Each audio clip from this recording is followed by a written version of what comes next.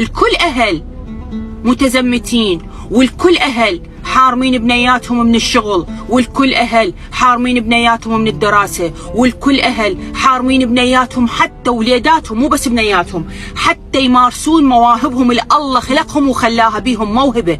عيب عيب عيب عيب من الوادم، عيب من الجوارين، عيب من الناس، عيب من الأقارب، عيب من المنطقة، عيب من ذاك، عيب من هذا.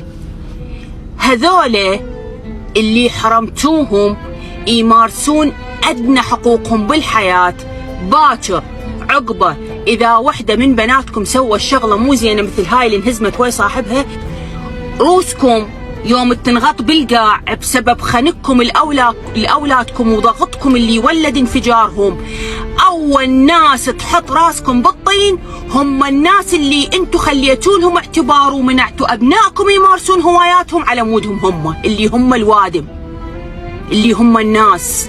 عيب من الناس، عيب من المنطقة، عيب عيب عيب. هم ذولا أول ناس يفضحوكم، وهم ذولا أول ناس يحجون عليكم، وهم ذولا أول ناس يقولوا لكم ما تعرفون تربون، وحيل بيكم وتستاهلون، لأن أنتم خليتوا اعتبار للعالم الغرب، ما خليتوا اعتبار الأولاد بطنكم. ما تخلين بنتك تشتغل، وما تخلي أختك تشتغل، وما تخلي ابنك يشتغل لو يروح يمارس له مهنة.